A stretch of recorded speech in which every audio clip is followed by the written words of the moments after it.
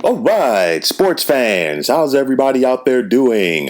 William Martin coming at you one more time here on YouTube with another edition of the 300 Pounds of Sports Knowledge podcast. Now, last night, the Los Angeles Dodgers were able to draw first blood as they took Game 1 of the 2020 World Series with an 8-3 win over the Tampa Bay Rays. Now, why were the Dodgers able to do this? They did this because they were able to dictate the pace. Now, coming into this series, I pointed out that the Rays have the advantage in pitching, and they also have the advantage in fielding. However, you look at last night, Tyler Glasnow was a starting pitcher on the mound for the Rays. It's a situation where, he was throwing hard throughout, but the Dodgers were sitting on his fastball and they were able to do damage. And I think a lot of that was predicated on what Mookie Betts was able to do at the top of their lineup. Mookie Betts is one of the very few true leadoff hitters that we have in Major League Baseball right now. And we saw the damage that he could do if he gets on base. He stole several bases last night, and in doing so, you're constantly keeping that pressure on the opposing pitcher, and it made a difference because it opened things up for the rest of the Dodgers lineup behind him, and we saw how the bats are able to come alive, put pressure on Glasnow. Kevin Cash, the Rays manager, had to get him out of the game earlier than expected, and even with the Rays bullpen, they were not as sharp as everybody expected them to be in Game 1, and I think that made a big difference. Also, some controversy due to the fact that Dodgers manager Dave Roberts decided to take out starting pitcher Clayton Kershaw after 6 innings. He had only gone 78 pitches, and he could have been out there for another inning. It's one of those where, glass half full, glass half empty, depending on how you view it. Why? Because we've seen Kershaw have his struggles in the postseason, and one of the biggest hiccups that Kershaw's had to deal with in October is he'll be lights out throughout the first 2 times through a lineup. But that third time around, once the hitters get more of a feel for him, it's a situation where, they tend to go to work. So, yes, Kershaw probably could have gone 1 or 2 more innings.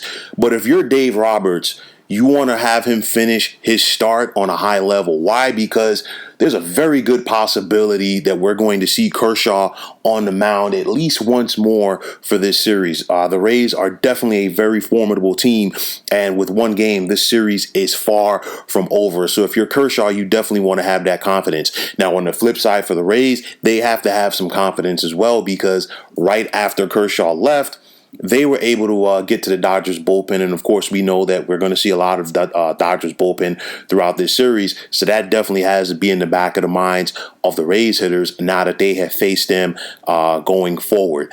Credit to the Dodgers last night. They kept the Rays in chase mode, meaning they put the pressure on their pitching staff, and then they allowed Kershaw to pitch with a lead.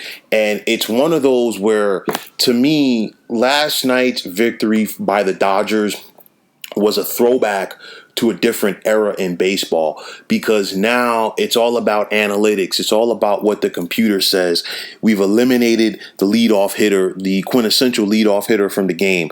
We've eliminated the hit and run. We've eliminated stolen bases. We've eliminated guys who have the speed to consistently put pressure on pitchers. And on top of that, we've also eliminated pitchers who are not throwing for power every pitch. Last night was a throwback. We saw it with Mookie Betts on the base pass, and we saw it with Clayton Kershaw as well. Kershaw is one of the better pitchers of his era, and Kershaw's never been a hard thrower. He's a guy who lives anywhere between 92 to 95 with his fastball, has a great curveball, and has a great change. And when he's able to mix those up as well as his fastball, he can keep a lot of hitters off balance. And last night was a true throwback to the World Series aspect, because let's not forget, there was once upon a time where we did not have interleague play. And the only time that the American League saw the National League was during the World Series. Now, we still had interleague play this year. However, things were based upon the region during the regular season due to COVID. Now, this right here, the Dodgers obviously did not see the Rays this year. They haven't seen each other for a couple of years now during the regular season. So these hitters are not too familiar with Kershaw, especially when you're consistently accustomed to just seeing guys pouring in fastballs anywhere between 97 to 100 miles an hour. Definitely a throwback. Kept this Rays lineup off balance. And like I said, that definitely has to be in the back of the minds of both Dave Roberts and Clayton Kershaw as this series progresses, because I have a very good feeling that Roberts is going to have to call Kershaw's number once again during this series to get a victory. Now, it's going to be important for Blake Snell, the Rays starting pitcher, to get off to a solid start tonight. Why? Because granted, a 2-0 deficit is not something that the Rays couldn't be able to overcome. They definitely have the talent to do that. However, at this point, with the way that the Dodgers are playing, you definitely don't want to fall down 2-0, because at that point, the floodgates could open up. We're looking at a Los Angeles Dodgers team that is hot right now. They've won their last 4 games. Remember, they had to win 3 in a row to come back and defeat the Atlanta Braves just to win the NL pennant. And on the flip side for the Tampa Bay Rays now, we're looking at a team that lost 4 out of their last 5. Remember, they were up 3-0 against the Houston Astros in the ALCS. The Astros won the next 3 games to force Game 7 before the Rays were able to pull it out. So Tampa has been pushed to the limit by the Stros, and you have to wonder if there is any carryover for them in this series. But it's a big-time start for Blake Snell. He is a big-game pitcher, whether it be in the regular season or postseason, and I think right now he's going to have his A game tonight. Of course, there are some lefty bats in this Dodger lineup that he's going to have to neutralize, with the likes of Corey Seager and, of course, Cody Bellinger.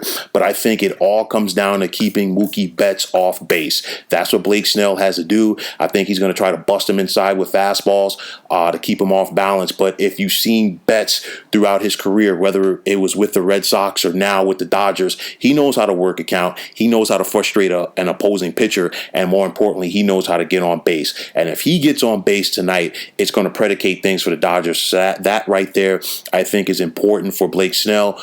Tony Gonsolin is going to get the start tonight for the Dodgers. He did pitch in Game 7 of the LCS, but it's a situation where how long will he go? We'll have to wait and see. However, Dave Roberts, granted his bullpen did give up some runs last night, but he still has to feel very confident in what he can do. And let's not forget, this Dodgers lineup got to the Rays bullpen last night as well, so they definitely have some confidence as well. So if it's a bullpen game, on paper you're going to say advantage Rays, but right now it could be a toss-up because the Dodgers lineup did see enough of these guys last night. But with the importance of Game 2 and the importance when Blake Snell takes that mound for Tampa Bay tonight, either we're going to see his best game, or we're going to see a situation where the Rays are going to find themselves in a hole that they might not be able to overcome. Because right now, if they cannot get ahead of the Dodgers tonight, if they are unable to put pressure on that Dodgers pitching staff, if they are unable to put pressure on that Dodgers lineup by keeping Betts off base,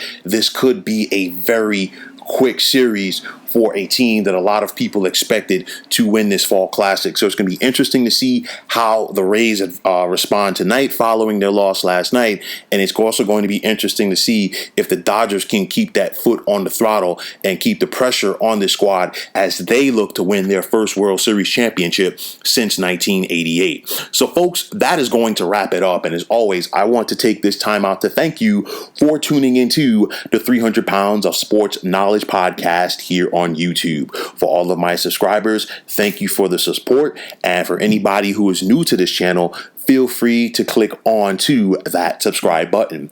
Now, if you're on Twitter, please feel free to follow me at 300 Pounds of Sports. And like I always say, if you follow me, it will be my pleasure to follow you right back. There's also the sports discussion group on Facebook at the Sports Depot 365. You can check it out, drop a line, and be a part of one of the better sports debating sites going on social media.